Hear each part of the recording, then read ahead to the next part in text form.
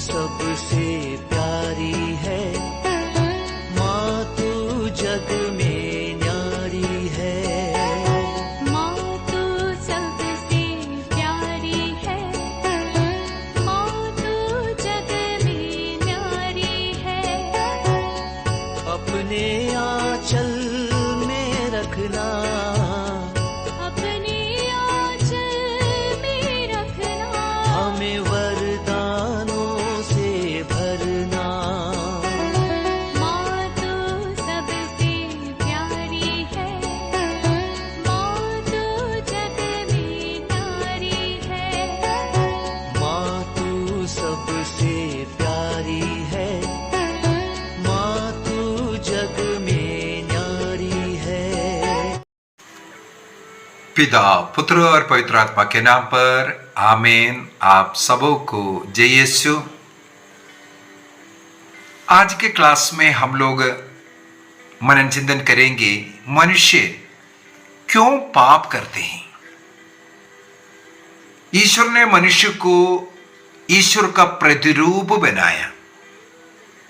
ईश्वर का प्रतिरूप बनाने का अर्थ है ईश्वर ने मनुष्य को जन्म विशुद्धि में बनाया। जन्म विशुद्धि के साथ मनुष्य की सृष्टि हुआ। इसका मतलब कोई पाप नहीं था, पवित्र अमर बनाया था, ईश्वर के समान। ईश्वर ने मनुष्य को भी सृष्टि किया। ईश्वर के वो स्वतंत्रता मनुष्य को भी दे दिया ईश्वर ने। अब मनुष्य का वो स्वतंत्रता धीरे धीरे मनुष्य को पाप की ओर लेकर के गया। हम लोग उत्पत्ति ग्रंथ अध्याय 3 के अंदर यही पढ़ते हैं। मनुष्य को ईश्वर ने वो स्वतंत्रता दिया।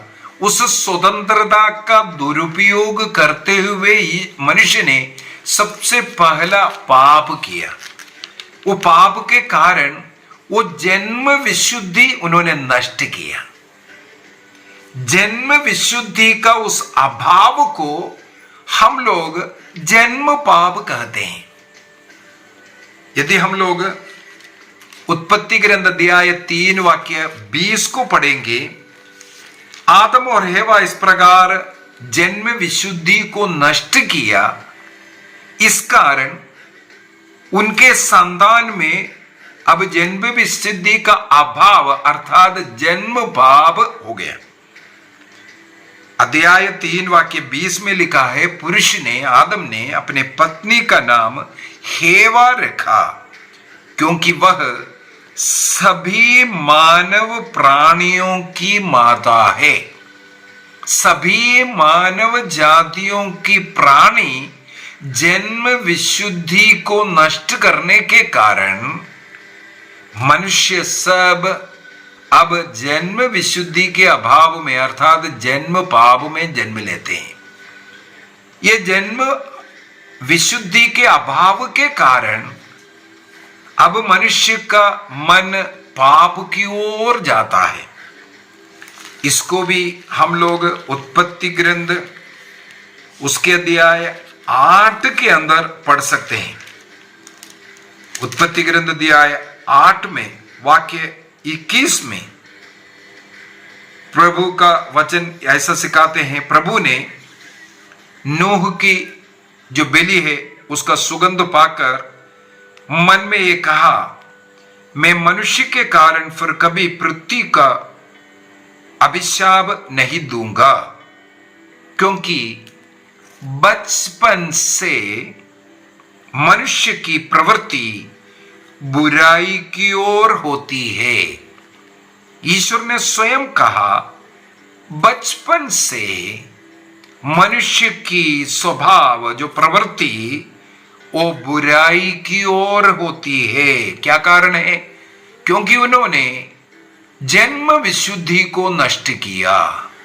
जन्म विशुद्धि के अभाव में हर एक मनुष्य जन्म पाप में जन्म लेने के कारण वो पाप की ओर उनका एक झुकाव है।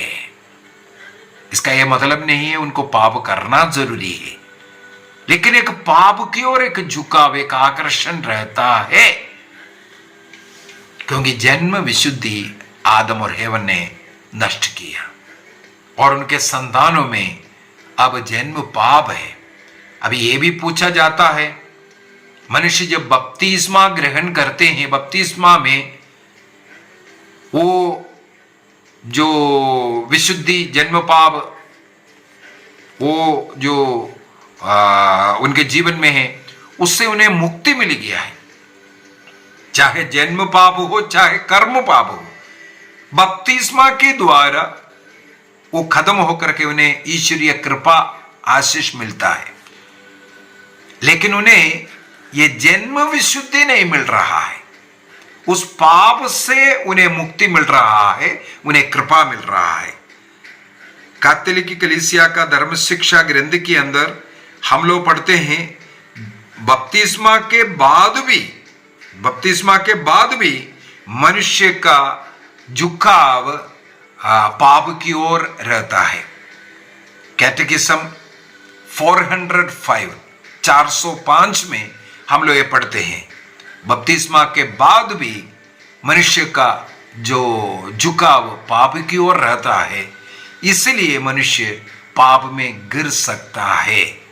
तो हमें पाप में गिरने का पहला कारण यही है, जन्म पाप के कारण, जन्म विशुद्धि का अभाव के कारण मनुष्य का झुकाव हमेशा पाप की ओर रहता है, बुराई की ओर रहता है, ये कारण।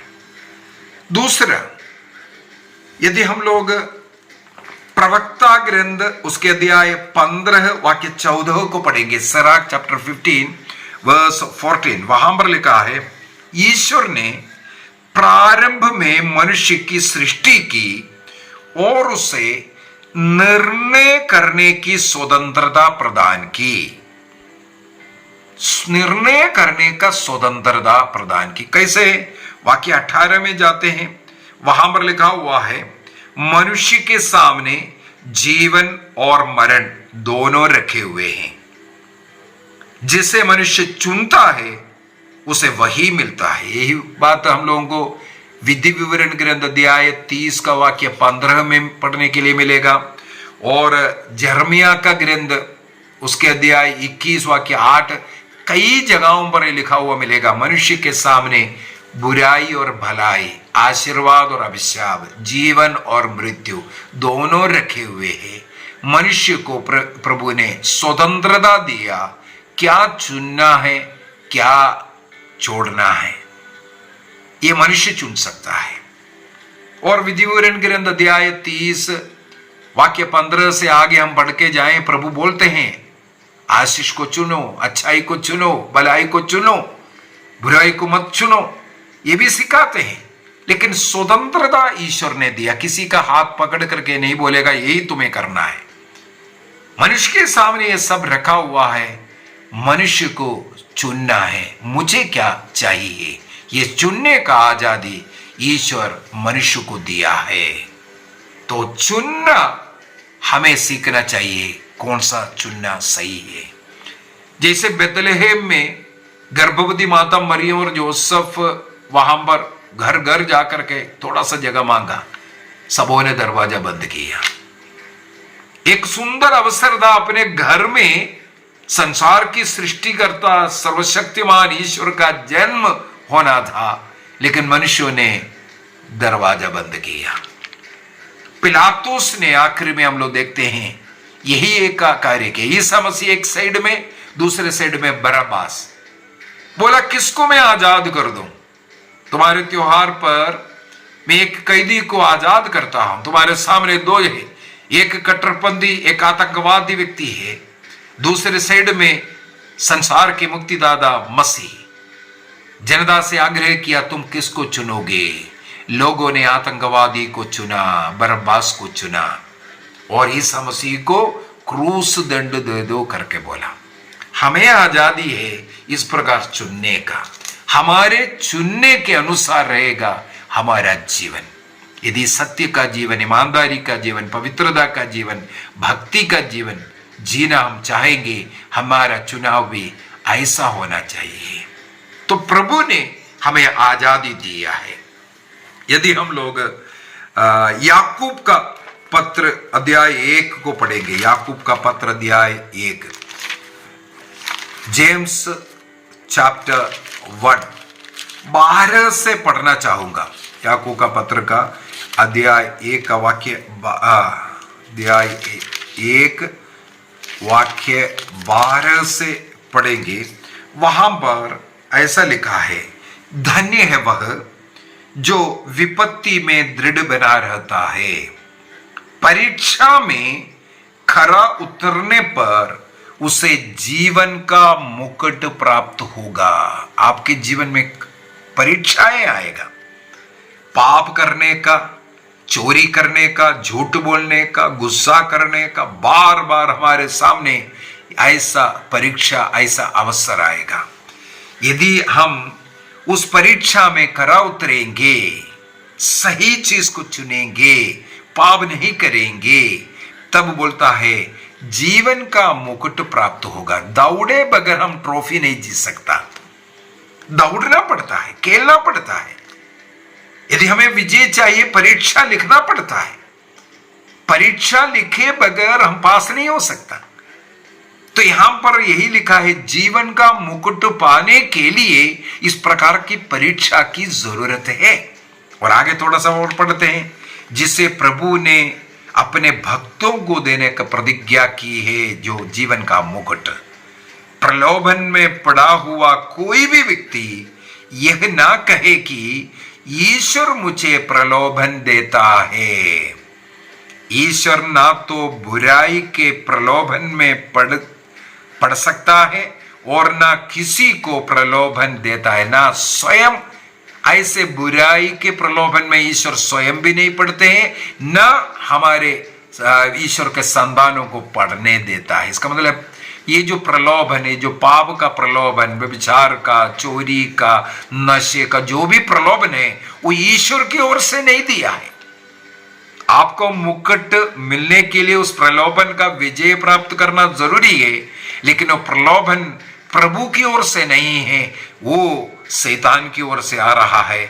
उसके ऊपर आपको विजय प्राप्त करना भी जरूरी है। इसका मतलब सबसे पहले ये जो जीवन में आने वाला दुख, कष्ट, प्रलोभन, ये ईश्वर ने मुझे दिया, मेरे गलती के कारण प्रभु ने मुझे दंडित किया, ऐसा बोलना भी गलत होता है। इसके बाद आगे, जो प्रलोभन में पड़ता है वह अपनी ही वासना द्वारा खींचा और बहकाया जाता है। कौन पड़ता है? अपने धन का लालच के कारण चोरी करने के लिए, झूठ बोलने के लिए गया, वासना को अपने वश में नहीं रखा, इसलिए आप ऐसे पापों में गिर रहा है। आप स्वयं इस प्रकार की चीजों में जाकर के, प्रलोभन में जाकर के गिर रहा है, वहां पर आप पाप करते हैं।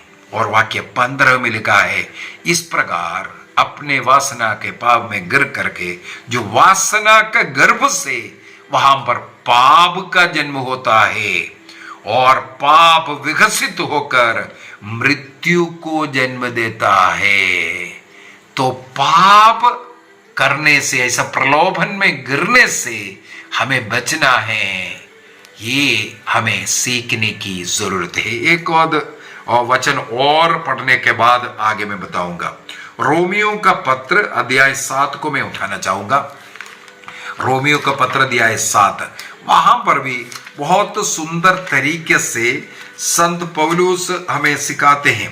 रोमियो का पत्र अध्याय 7 वाक्य थोड़ा 15 से 14 से भी पढ़ सकता है। वहां पर लिखा है, हम जानते हैं कि संगीता आध्यात्मिक है, किंतु 15 में मैं अपना ही आचरण नहीं समझ पाता हूं, क्योंकि मैं जो करना चाहता हूं वह नहीं, बल्कि वही करता हूं जिसे मैं घृणा करता हूं। यहां संत पौलुस कहते हैं, मैं जो करना चाहता हूं, जो अच्छाई, वो नहीं, जो नहीं करना चाह रहा है वो कर रहा है। वाक्य 17 में लिखा है, किंतु मैं करता नहीं रहा, बल्कि करता है मुझ में निवास करने वाला पाप। इसका मतलब मेरे अंदर ऐसा एक पाप, जिसको हम जन्म विशुद्धि के अभाव वाला जन्म पाप कहते हैं, और उसके कारण जो पाप की ओर झुकाव है, यहां संत पौलुस कहते हैं इस प्रकार का जन्म विशुद्धि का अभाव मुझ में होने के कारण जो मैं करना चाह रहा हूं वो नहीं कर पा रहा है, जो करना नहीं चाहता वो करते जा रहा है। कई बार गलतियां, कई बार गंदी सोच या करने का कारण यहां पर ये कहते हैं। वहां पर लिखा है आगे, मैं जानता हूं कि मुझ में अर्थात मेरे दैनिक स्वभाव में थोड़ी सी भी भलाई नहीं है, क्योंकि भलाई करने की इच्छा तो मुझ में विद्यमान है किंतु उससे कार्यान्वित करने की शक्ति नहीं है। बुराई घर करने के कारण, निवास करने के कारण, ऐसा पाप हमारे अंदर रहने के कारण उस पाप की ओर हमारा झुकाव रहता है। इसके बाद आखिरी में हम लोग पढ़ते हैं वाक्य 24 में, मैं कितना भागा मनुष्य हूं, इस मृत्यु के अधीन रहने वाले शरीर से मुझे कौन मुक्त करेगा? क्योंकि जन्म विशुद्धि की अभाव में रहने वाले मेरे इस शरीर को, मेरे इस मनुष्य को कौन मुक्ति देगा ताकि मैं पाप में ना गिरूं। वहां पर वाक्य 25 में लिखा है, ईश्वर ही आपको मुक्ति देगा। हमारे प्रभु यीशु मसीह के द्वारा ईश्वर को धन्यवाद। इसलिए मैं अपने बुद्धि से ईश्वर के नियम का किंतु अपने शरीर से पाप का नियम का पालन करता हूं। ईश्वर हमें उस पाप से बचाएगा, इसलिए अपने शरीर, मन, आत्मा में उस ईश्वर के नियमों का पालन करते हुए आगे जीने की जरूरत है। होशिया का ग्रंथ में मालूम है अध्याय 4 वाक्य 6 के अंदर अज्ञानता के कारण आज मनुष्य इस गुलामी में, इस पाप में पड़ा हुआ है। अज्ञानता के कारण कई लोग सिखाते हैं थोड़ा थोड़ा सा पीना है, संयम से पियो, संयम से पियो, इतना ज्यादा प्रार्थना करने की जरूरत नहीं, मन में प्रार्थना करने से भी चलेगा। कई लोग कहते हैं चर्च जाने की जरूरत नहीं, घर में भी बैठ करके प्रार्थना कर सकता है। कई लोग ये कहते हैं पाप स्वीकार करने की जरूरत नहीं है, यीशु से बोल दो बस, पुरोहित के पास, वो भी पापी है, उनके पास जाकर के मत बोल। इस प्रकार का गलत शिक्षा सीख करके कई लोग पाप में, अज्ञानता के कारण आज पाप के बंधन में पड़ा हुआ है। ऐसे लोग जो शिक्षाएं दे करके और ऐसे ऐसे गलत धारणाएं भर करके मनुष्य को पाप का गुलाम बनाकर रखा है। पाप से मनुष्य को बचाना हमें जरूरी है। यदि रोमियो का पत्र दिया है 5 को पढ़ेंगे, वहां पर वाक्य 12, अध्याय 5 वाक्य 12 में लिखा है, एक ही मनुष्य द्वारा संसार में पाप का प्रवेश हुआ और पाप के द्वारा मृत्यु का भी प्रवेश हुआ। इसका मतलब एक व्यक्ति के कारण सारे मनुष्यों में आज पाप का अवस्था। इसी वजह से कई बार बोलकर देते हैं, घर में माता पिता यदि अच्छा बनेंगे बच्चे भी अच्छा बन सकता है। माता पिता प्रार्थना करने वाला, माता पिता नशा नहीं करने वाला, माता पिता प्रभु से जुड़े हुए भक्ति का जीवन जिएंगे, कुछ लेवल तक आप अपने बच्चों को बचा पाएगा। यदि एक व्यक्ति घर में ऐसा गलत काम करने वाला, नशा करने वाला, घर के सब बच्चे, आगे आने वाले पीढ़ी को सब खराब कर सकता है। यहां पर इसी प्रकार लिखा है, आदम का एक गलती, हेवा की एक गलती, आज मृत्यु इस संसार में मनुष्य में आया। इस प्रकार मृत्यु सब मनुष्यों में फैल गई क्योंकि सब पापी बन गया। हम बार बार इसलिए पाप कर पा रहे हैं क्योंकि उस व्यक्ति से या किसी और से, हमारे घर से हम आदम तक जाने की जरूरत नहीं, हमारे समुदाय से, हमारे सोसाइटी से जहां हम काम कर रहा है, ये सब भ्रष्ट होने के कारण हम भी उनके साथ मिल गया। हमें एक व्यक्ति बचा सकता है। वहां पर हमने मनन चिंतन किया, प्रभु यीशु मसीह हमें बचा सकता है। कैटेकिज्म ऑफ कैथोलिक चर्च, कैथोलिक कलीसिया का धर्म शिक्षा ग्रंथ 416 के अंदर ये एक्सप्लेन करके दिया है, एक व्यक्ति के द्वारा जो ईश्वरीय कृपा का, जन्म विशुद्धि का अभाव पड़ गया, मनुष्य को पाप का कारण बना। उस मनुष्य ईश्वर से जुड़ करके, और आदिम मनुष्य ने अपने आजादी का गलत इस्तेमाल कर ऐसा पाप किया। अब हमें आजादी का सदुपयोग करते हुए हमें निर्णय करना है। संत पौलुस इसलिए गलातियों को लिखते हुए, गलातियों का पत्र दिया है 5 वाक्य 16 से आगे हम पढ़ सकते हैं। हमारे अंदर 2 प्रकार का मनुष्य, एक आत्मिक मनुष्य, एक पापी मनुष्य, शारीरिक मनुष्य। आत्मिक मनुष्य हमेशा हमसे बोलेगा ये गलती मत करो, वो गलती मत करो, पाप मत करो, अच्छा जीवन जियो। लेकिन शारीरिक मनुष्य जो पाप करने वाला, वो हमसे दुनियाई पाप, नशा, व्यभिचार, झूठ, घमंड, अहंकार, ये सब में हमें लेकर के जाएगा। हम किसको जीतने देंगे? इसके बीच में एक टग ऑफ वार है, रस्साकसी चल रहा है। हम किसको जीतने देंगे? अपने शरीर की इच्छा या अपनी आत्मा की इच्छा पर हम चलेंगे?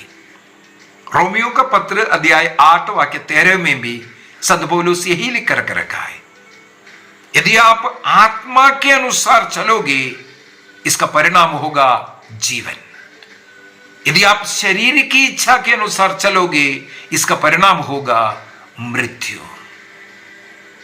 रोमियो का पत्र दिया है 6 वाक्य 13 में लिखा है, इसलिए आप अपने शरीर के अंगों को प्रभु के लिए अर्पित करो। इन अंगों को पाप के लिए नहीं, बल्कि प्रभु के लिए, धार्मिकता के लिए, अच्छा के लिए अर्पित करो। संत पौलुस कुरिन्थियों का पहला पत्र दिया है 9 वाक्य 27 में कहते हैं, इसलिए मैं अपने शरीर के अंगों को अपने वश में रखता हूं, जिससे इन अंगों के द्वारा मैं पाप ना कर बैठूं।